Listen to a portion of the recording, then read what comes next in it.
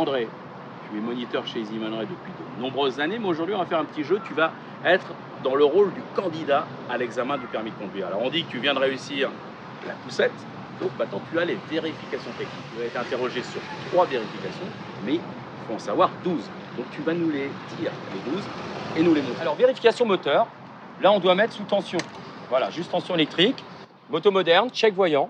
Je dois vérifier que le voyant d'alerte, le voyant rouge, qui est allumé à l'arrêt, c'est normal, s'éteindra bien lors du démarrage de la moto. Je vérifie.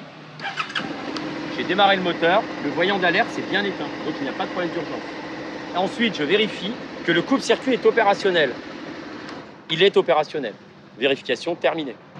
Pas besoin d'en rajouter plus. Alors, commande d'embrayage et d'accélération. Donc, je vérifie qu'il y ait bien une garde de 5 mm à l'embrayage. Ça se mesure ici, c'est la course morte, la course libre. Il y a bien une garde de 5 mm, tout va bien. Et je vérifie que le câble est en bon état. Ça c'est important, hein, la garde de l'embrayage, pour justement maintenir son embrayage en état, pour ne pas avoir un embrayage qui patine. Très important. Voilà, donc on ne vous reprochera pas qu'il y ait un problème, mais on vous reprochera de ne pas en faire état. Donc là, tout va bien, garde de 5 mm, bon état du câble. Ensuite, on va passer à la vérification de l'accélérateur. L'accélérateur, on doit vérifier qu'il y a bien un jeu latéral. C'est le cas, il y a bien un jeu latéral, c'est obligatoire.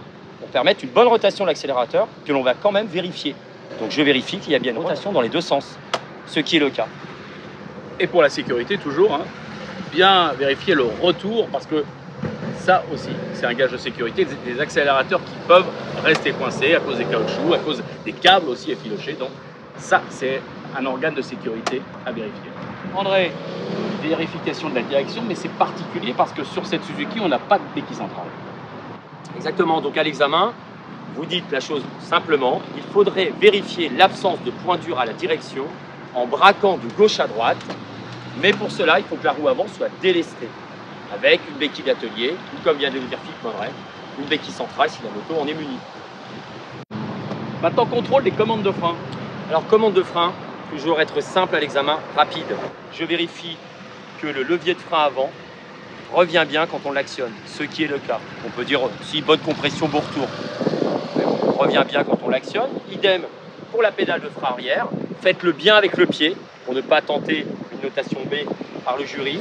Je vérifie que la commande de frein arrière revient bien quand on actionne la pédale, ce qui est le cas ou n'est pas le cas. Et je vérifie ensuite les liquides de frein et ce moto droite sur terrain plat, que le liquide de frein soit bien au-dessus du minimum à l'avant ici. On reconnaît bien le trait minimum. Et attention, il faut que le bocal soit droit. Hein. Exactement Philippe, mais à l'examen, on ne vous demande pas de le faire, vous n'êtes pas obligé. Idem pour la vérification concernant le liquide de frein arrière. Je vérifie que le liquide de frein arrière se situe bien entre le trait minimum ici écrit lower, et le trait maximum écrit upper. Ce qui est le cas. André, niveau d'huile moteur. Alors, niveau d'huile moteur, cela se fait sous certaines conditions. Il faut impérativement que la moto soit droite sur terrain plat. Deuxième condition, à chaud. Renvoi notice d'utilisation. Moto droite sur terrain plat, à chaud. Sur cette moto SV150 Suzuki, 3 minutes de chauffe, j'éteins, j'attends 3 minutes et je vérifie le niveau d'huile moteur qui se vérifie par le hublot de contrôle, le regard qui se trouve ici, avec André, la moto droite. Voilà. Là, on la met droite. Voilà, on vient de voir l'huile qui est apparue, mais ça, vous ne le faites pas à l'examen. Vous dites comment il faudrait faire. On voit bien ici l'encoche concernant le minimum et l'encoche concernant le maximum. Donc l'huile doit bien être entre le minimum et le maximum. Maintenant, tu vas nous parler de la transmission. Et ça, c'est un organe important de sécurité. Alors ici, en l'état, nous avons affaire à une transmission par chaîne. Donc il faut s'assurer qu'il y ait une tension suffisante, ni trop tendue, ni trop détendue. Pour cela, il faut dire, je vérifie qu'il y a bien une flèche de 2 à 3 cm sur cette machine, SV150 Suzuki, précisons-le. Cela se mesure à mi-chemin entre le pignon de sortie de boîte de vitesse et l'axe de roue arrière. Vous n'êtes pas obligé de dire tout ça à l'inspecteur, vous dites, je vérifie qu'il y a bien une flèche de 2-3 cm. Et André ne veut pas se salir les mains, mais la flèche, c'est ça. Hein. C'est le jeu. Voilà, exactement. Même si à l'examen, vous n'êtes pas obligé de toucher la chaîne, vous dites comment il faudrait faire. Flèche de 2 à 3 cm sur cette moto et qu'elle soit bien graissée. Attention, graissage égale sécurité. Pourquoi Philippe d'ailleurs Graissage égale sécurité. Parce qu'il faut que ce soit une chaîne. Si on ne va pas la graisser, il va avoir des points durs. Ça va pas fonctionner. Ça peut d'ailleurs sauter. Donc c'est important de toujours très bien lubrifier sa chaîne. Et puis aussi, il faut parler qu'il y a d'autres transmissions par cardan et transmission par courroie. Donc la courroie, ça se vérifie, ça change régulièrement. Et le cardan, souvent, il y a un petit niveau d'huile aussi à contrôler. Mais là, en ce qui nous concerne chez Suzuki, on a des chaînes. Allez André, tu vas nous parler maintenant des suspensions. Alors les suspensions, nous allons vérifier en montrant avec le doigt le joint SPI. Ici, je dois vérifier qu'il n'y a pas de fuite d'huile au niveau des joints à lèvres, des joints d'étanchéité. On ne les voit pas, ce sont des joints métalliques qui sont en dessous, ça ce sont des caches poussières. Donc là, il n'y a pas de fuite d'huile, tout va bien, et ce des deux côtés. Voilà. Absence de fuite d'huile au niveau des joints à lèvres, qu'on appelle aussi joint SPI ou joint d'étanchéité. Et je n'oublie pas d'évoquer également l'amortisseur arrière, où je dois préciser l'importance de bien régler ce dernier selon la charge. Renvoi, notice d'utilisation, selon la charge, régler l'amortisseur arrière grâce à une molette de réglage qui est située ici, donc bien sûr au niveau de cet amortisseur. Sur la SB 150 Suzuki, on a ici une molette de réglage qui permet d'intervenir sur ce qu'on appelle la pré-contrainte du ressort. Alors c'est important ce que dit André, parce que si on a une moto qui est trop sur l'arrière, on prendra moins bien dans les virages. Donc, c'est important de bien régler son amortisseur. Après les suspensions, tu nous parles des pneumatiques. Alors Philippe, pneumatique, bien sûr, organe fondamental pour la moto. Donc je vais vérifier à l'examen. Donc soit l'inspecteur choisit le pneu avant ou le pneu arrière, c'est sur demande. Donc je vérifie qu'il n'y a pas de présence de déchirure ou d'hernie sur les flancs du pneu. Ne vous embête pas à regarder des deux côtés, c'est une sensibilisation. Absence de déchirure ou d'hernie sur les flancs du pneu. Ensuite, je vais vérifier que la bande de roulement ne présente pas de corps étranger, clous, gravillons, verre. Ensuite, nous allons vérifier que les sculptures du pneumatique pour évacuer l'eau sont assez profondes. Elles doivent être au moins d'1 millimètre minimum. Pour cela, vous devez obligatoirement montrer la présence d'un témoin d'indication d'usure que l'on trouve soit grâce à une petite flèche qu'il y a sur le flanc et en face, nous avons un témoin d'usure. Le témoin est apparent, tout va bien. Ou alors, il serait écrit TWI, Tire Wear Indicator, qui veut dire témoin d'indication d'usure, qui renvoie au témoin. Et ensuite, nous n'oublions pas de vérifier la bonne pression du pneumatique, qui se fait bien sûr plus que visuellement, comme cela est souvent écrit dans les livres à tort, avec un pressiomètre que l'on vérifie par la valve qui est ici en bon état, avec son bouchon. Et la pression des pneumatiques est préconisée sur la notice d'utilisation ou sur le bras oscillant de la moto que l'on peut trouver à l'arrière, ici, sur le côté.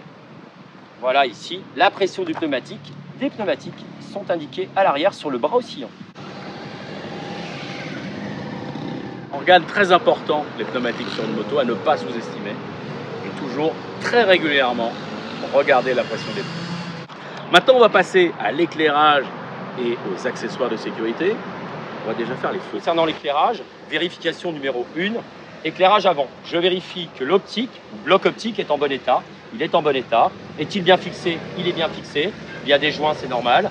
Et est-il propre? Ensemble satisfaisant. Maintenant, je vais vérifier toutes les lumières.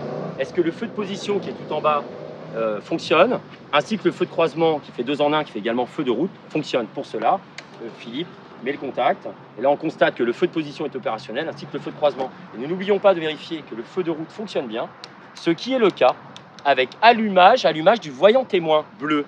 Si vous oubliez l'allumage du voyant témoin bleu, vous aurez la notation B.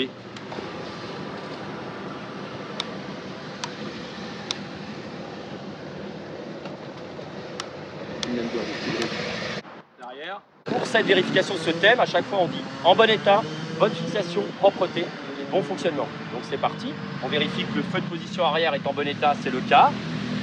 Il est bien fixé, il est propre, tout va bien.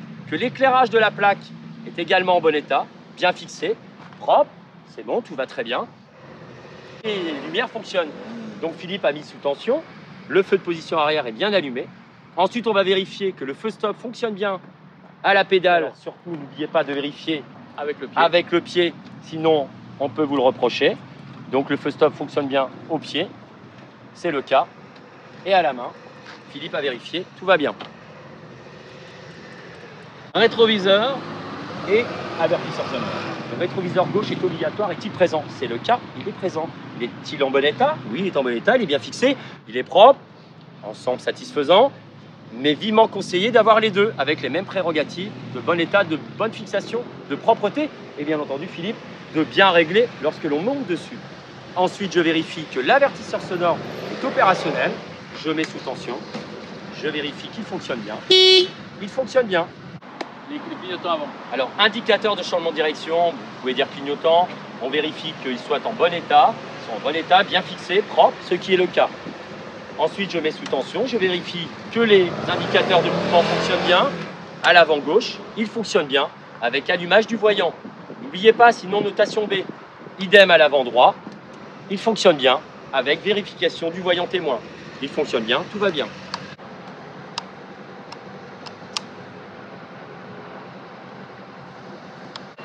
Alors je vérifie que les indicateurs de changement de direction sont en bon état, bien fixés, propres à l'arrière. C'est le cas, bon état, bonne fixation, propreté, et qu'ils fonctionnent. Je mets sous tension, je tourne la clé et je vais vérifier qu'il fonctionne. À l'arrière gauche, il fonctionne bien avec allumage du voyant témoin, c'est le cas. Ainsi qu'à l'arrière droit, il fonctionne bien avec également allumage du voyant témoin. Tout va bien.